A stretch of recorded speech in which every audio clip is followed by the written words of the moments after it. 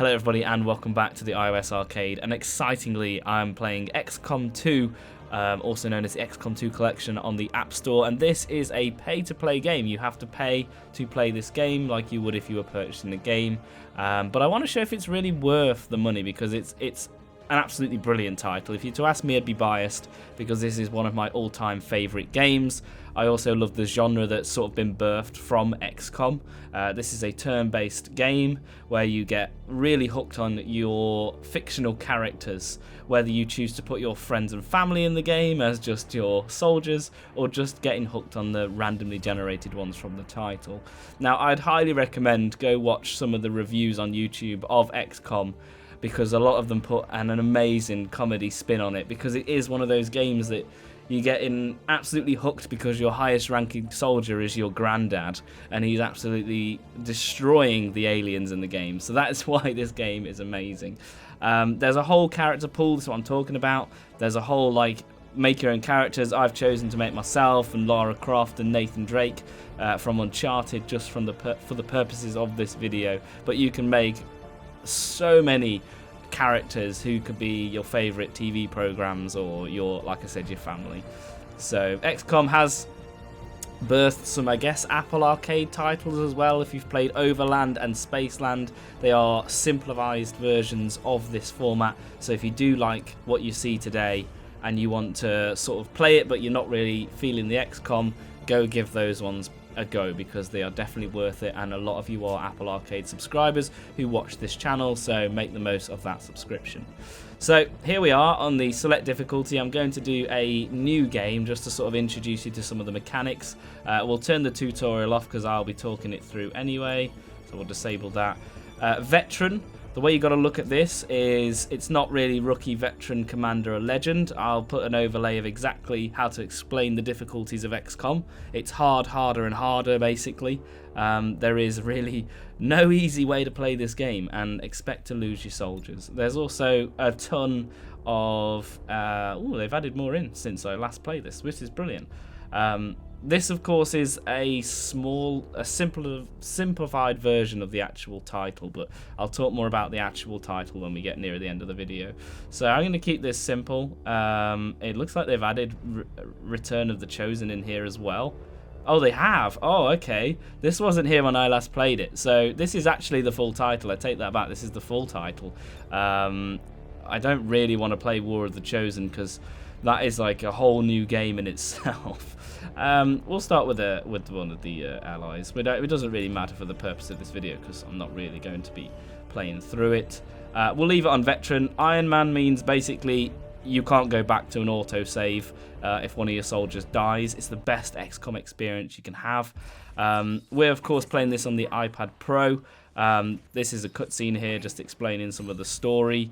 It's a great story if you want to play it. I'm going to skip through these because, again, we're going to be looking at the gameplay today. But basically, Earth is overrun by aliens, and it's sort of normal. That's all you need to know. It's like a normal thing. Us as humans have got used to it, and we're playing as I guess, an organization called XCOM, or a military company called XCOM, who basically will be trying to reclaim it, and that's the whole story. This is actually the second game. We might look at the first game on this channel, but honestly, this is a great starting point because it doesn't matter how well you play the first game, you always end up playing the second like you lost the first one. So, no spoilers, but spoilers. So here we are. There's my customized character, the one in pink and red. Not very camouflaged at all, but that's me in my Apple Arcade uniform. So there is an element of customization on here. So we have the controller support. I think it's a lot easier to play with your finger. Yeah, I'm not having easier, so I'm going to put the controller down. So obviously this is an iPad. It's built with touch in mind, and that's what I like about this. So basically it's turn-based. This is the map. They are procedurally generated, which means you will never play the same map again. You might see the same sort of style, but a lot of the maps are procedurally generated for the missions. So now, simple XCOM terminology, I realise this isn't going to be as simple as I thought it would be, but if you want to go forward, if you go out of the blue and go into the orange, it means you can't do like a shoot turn, but you can do like a walk turn and a shoot in the blue. So if I just do that and you double tap in, and you'll see that the character then gets moved, and then we still have the ability over here to shoot. There's obviously no enemies at this moment in time, so as you can see, so we may as well just push forward. How do we go up a level? That's the question. Ah, here it is. So, and we'll put him there, and we'll see the soldiers as soon as we get close. The first mission, by the way, is always the same, so I sort of know what we're doing. These guys make up the bulk of the and then there is narration as we go along. I really want to talk a lot about XCOM's sort of like all the bits on the screen, because there's loads of things. Like at the top, there's like an icon that looks like just bang in the center, looks like people with hoods on. That just means that the enemy don't know we're here at the moment, and that's like an important strategy move. So can we continue? Yeah, cool. So some of the games don't allow you to move without waiting for the turn to go. So this is my favorite type of soldier, actually. Where should we put him? We'll put him here. Cover is everything, so please bear in mind that if you are in a firefight, hiding behind a wall makes a massive difference in life and death. Here we go. So they don't know we're here yet. So now they're doing a bad move, because my sort of attack of this mission always is the same: is get everyone in position and then just lob a grenade at them, and just let all three of them blow up together. So now this little square here means if we step in that, they'll know we're here. So this is where we now need to concentrate on, you know, if I tap here, look, it'll tell us that once you set them off, we don't want to do that. So typically, I'll put me here. So we'll move him forward.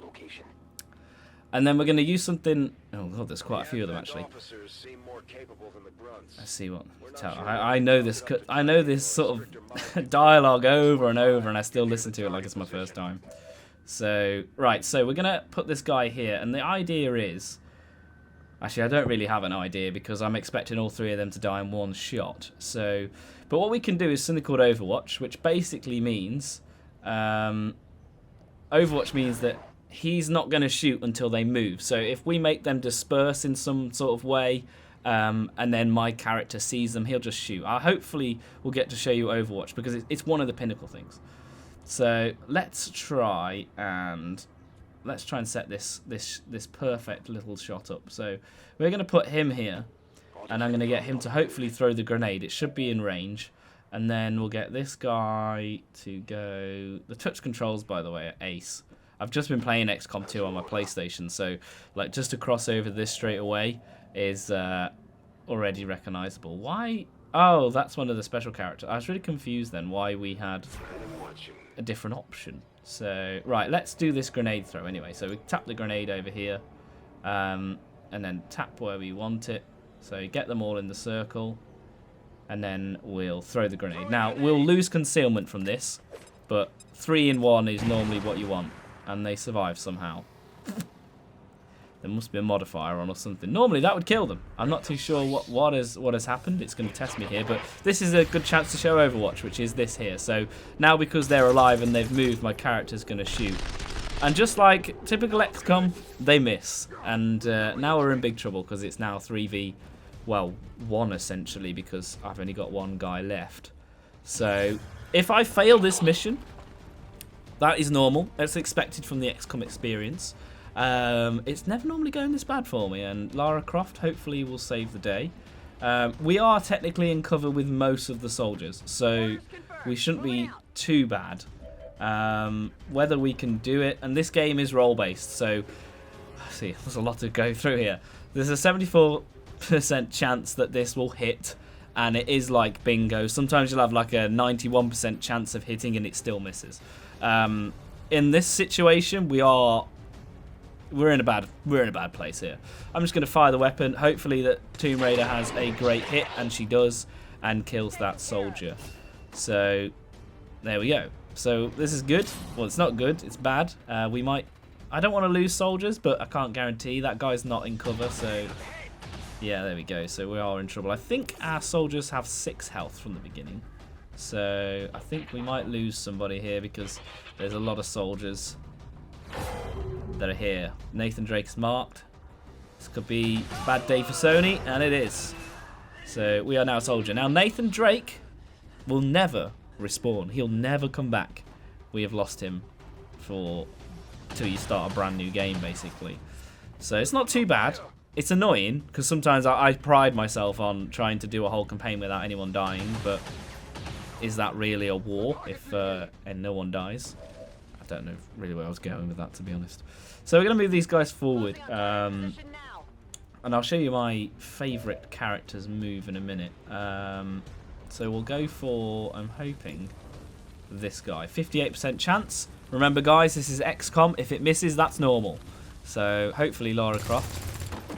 She's on a consistent streak here, so we're okay. Now this is my favourite type of character. They are called, I think, the Templars. It's a bit difficult when you're on the spot. And they're a melee character, so if we just then go over here, he's then going to run into battle and do these like really cool sword things. Nice. So they are normally a guaranteed hit.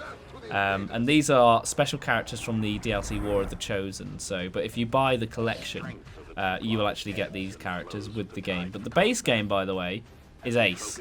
So War of the Chosen just helps really enjoy XCOM again, so in a more frustrating and scary way. So here we go. Right, we're going to move this guy forward, which is me. Hello. And oh, we've got free rotation. The PlayStation version doesn't have that, so there's an added bonus. I was going to throw a grenade to someone who was right next to us. What are we doing? So let's have a look. So we've got 64% chance. Let's just fire the weapon. I know. There we go. So I would say that we're in a better position than we were at the end of the turn. I still think we're going to get some injured people. Q shot that hits. Oh, Lara Croft was killed instantly. See, but we all, like I said, this is normal. So, I mean, we've got 2 soldiers left. I think I don't know. I've never failed the first mission. If I have, I can't remember what happens. So our objective, by the way, is to plant charges at this sort of like podium thing here, for propaganda podium. I'm trying to see where the enemies actually are. Normally you can see them. So he shot from there. So if I drop down here, oh, there he is. Okay. We're going to do something stupid, but hey ho, that's the fun of playing. Right, here we go. So, and also that sort of like bit here is if you go into this, so this has got 1 turn remaining, I can actually collect the goodies. It's normally like a weapon or a grenade or some extra ammo. So, we're in a really bad position here because I've got no cover, so it's not worth it.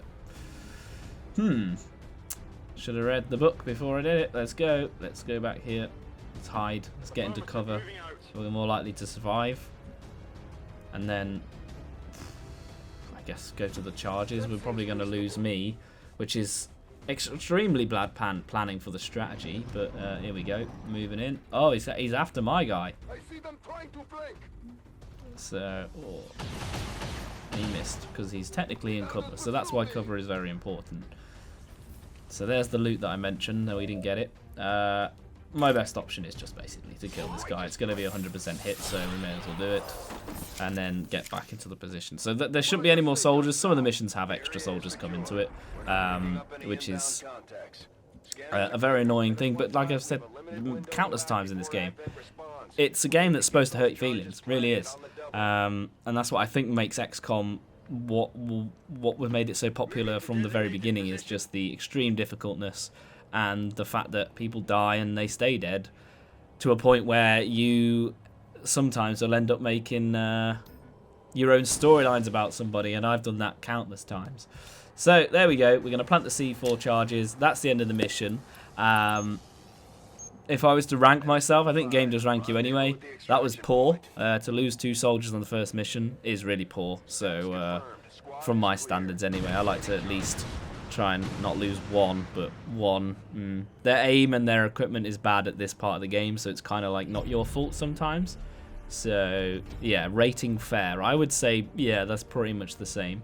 What's cool about XCOM is what we saw with the base ones, apart from that special character, that is the base character. Their sort of like ability. So if we get through all this little dialogue, you got nice little rankings here and the shot percentages and who was like the most attacked, who moved the furthest. You know, it's nice when you've got like all the names that you recognise. So, and if we land here, this is what is basically the moving base.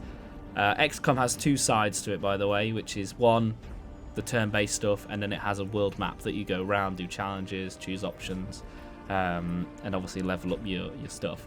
So, kill in action, Nathan Drake and Lara Croft, the two PlayStation characters. Maybe that's a sign from Apple saying get them off the game. If I press promote, now this is random, I can't choose this, and it's going to put my character as a sharpshooter, which is a sniper, one of my favourite classes. There's like 4 classes plus the 3 special classes, and I'm not too sure if the robot's on here, but there's a robot class as well that's on the full title on the PlayStation and PC, so I'm not sure if he's on here. You're not really missing much with them, they're kind of big and bulky. So now there's a whole class system. We're not going to cover that in this video really because it's way too much, but yeah, actually I played this probably a year and a half ago on the iPad, and I don't remember having War of the Chosen or any of the extra DLCs apart from the cosmetic items. So to see that they've added all this in, I would say yeah, this is definitely worth your money if you're not a fan of XCOM. It plays really well on here as well and can be played on the phone. Just please be aware that this game is big, so there's going to be a big file download, but I would say in 2022, which is the year of recording this, the smallest iPhone now I think is 128 gig.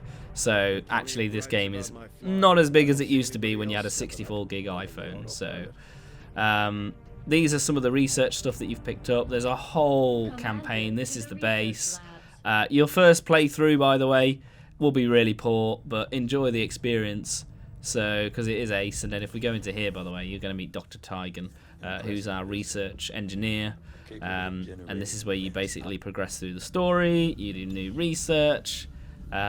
I don't really want to go too much further into the game because it's massive. It's absolutely huge. But you know, this is a huge title that plays on the iPad, and the PlayStation port was a really bad one. So if you're new to the word port, it just means that a PC game put onto a games console. Their port wasn't great. So it took a long time to load and stuff.